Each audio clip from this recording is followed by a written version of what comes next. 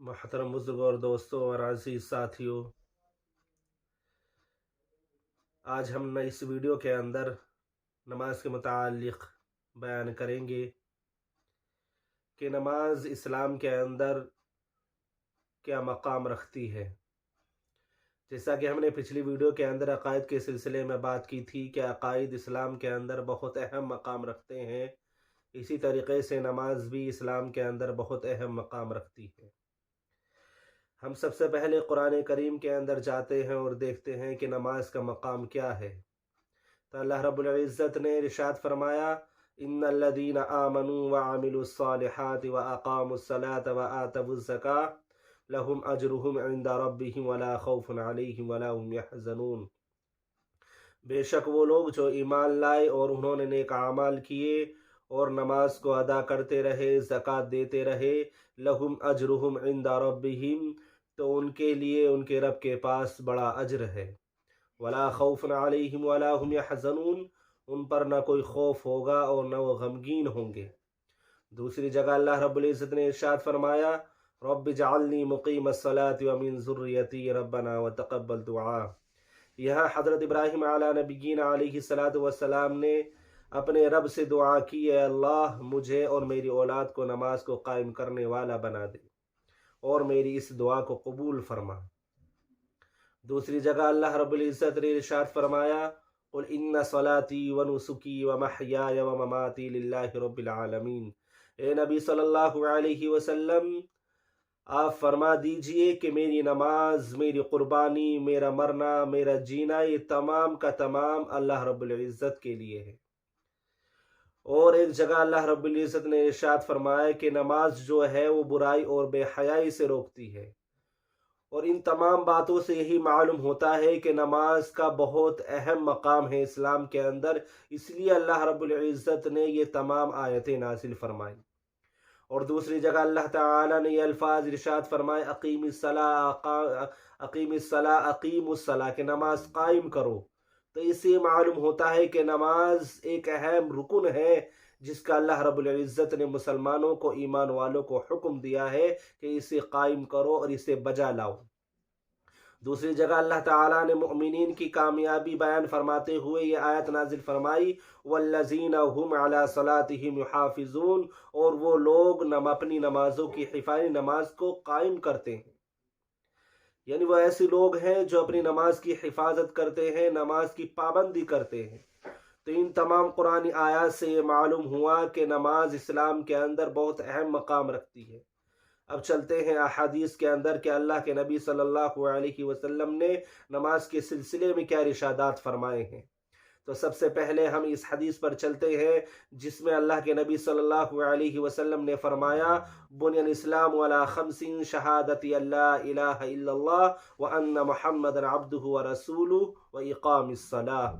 सबसे पहले अल्लाह के नबी सल्लल्लाहु अलैहि वसल्लम ने ईमान के सिलसिले में इरशाद फरमाया, फिर उसके बाद नमाज के सिलसिले में अल्लाह के नबी ने फरमाया कि इस्लाम की बुनियाद 5 चीज़ों पर है और उनमें से सबसे अहम बुनियाद जो है वो ईमान है। और ईमान लाने के बाद सबसे अहम रुकन, सबसे अहम मकाम वो नमाज कायम करना है। इस बुनियाद से हमें मालूम हुआ कि नमाज इस्लाम के अंदर एक अहम मकाम रखती है। अब हम दूसरे हदीस के अंदर चलते हैं कि अल्लाह के नबी सल्लल्लाहु अलैहि वसल्लम ने नमाज के सिलसिले में और क्या इरशादात फरमाए हैं। तो हम देखते हैं कि अल्लाह के नबी ने फरमाया, कुर्रतु आइनी फिस सलाह, कि मेरी आंखों की ठंडक नमाज में है। तो इससे मालूम हुआ कि जब अल्लाह के नबी की ठंडक, आंखों की ठंडक नमाज में है, तो उनकी उम्मतियों की ना आंखों की ठंडक किस चीज़ में होगी। तो इससे अंदाज़ा लगाया जाए कि नमाज एक अहम रुकन है और ये इस्लाम के अंदर एक अहम मकाम रखती है। अब दूसरी जगह चलते हैं, अल्लाह के नबी सल्लल्लाहु अलैहि वसल्लम ने इरशाद फरमाया, अस्सलातु इमादुद्दीन, के नमाज दीन का सुतून है। जिस तरीके से एक छत को रोकने के लिए हमें सुतूनों की ज़रूरत पड़ती है, तब जाकर वो छत रुकती है। अगर सुतून न लगाए जाएं तो छत के गिरने का ख़तरा होता है। इसी तरीके से अगर लोग यानी मुमिनीन नमाज कायम ना करें तो दीन के गिरने का और ख़त्म होने का ख़तरा है।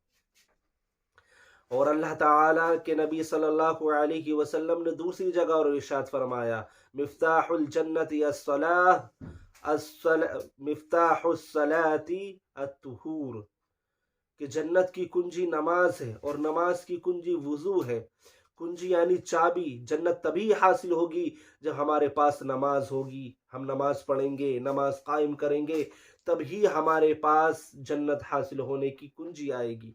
तो मेरे दोस्तों, इन तमाम अहादीस से और इन तमाम कुरानी आयत से यही मालूम होता है कि नमाज इस्लाम के अंदर बहुत अहम मकाम रखती है।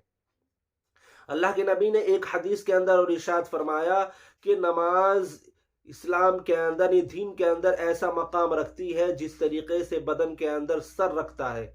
यानी अगर सर सही सालिम रहे तो बदन सही सालिम रहता है, अगर सर को काट दिया जाए, सर को ख़त्म कर दिया जाए तो बदन का कोई फ़ायदा नहीं होता। इसी तरीके से अगर नमाज कायम करते रहेंगे तो दीन हमारा मजबूत रहेगा, दीन हमारा चलता रहेगा, वो कभी ख़त्म नहीं होगा। लेकिन अगर हमने नमाज ख़त्म कर दी तो दीन भी ख़त्म हो जाएगा।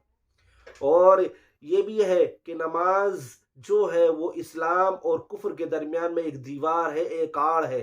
तब तक आदमी नमाज पढ़ता रहता है, समझ लो वो मुसलमान है।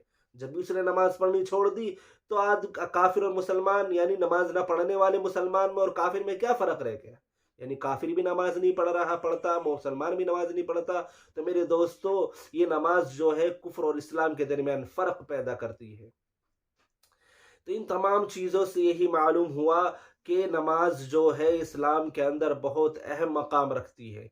ये तो हमने आप लोगों के सामने ये बात बयान की कि नमाज का इस्लाम के अंदर क्या मकाम है और नमाज न पढ़ने वालों पर के लिए क्या सवाब है, नमाज छोड़ने वालों के लिए क्या गुनाह है। इसके सिलसिले में भी इंशाअल्लाह वीडियो बनाई जाएगी। अल्लाह रब्बुल इज़्ज़त से दुआ करें कि अल्लाह ताला हमें कहने सुनने से ज़्यादा अमल की तौफीक नसीब फरमाए।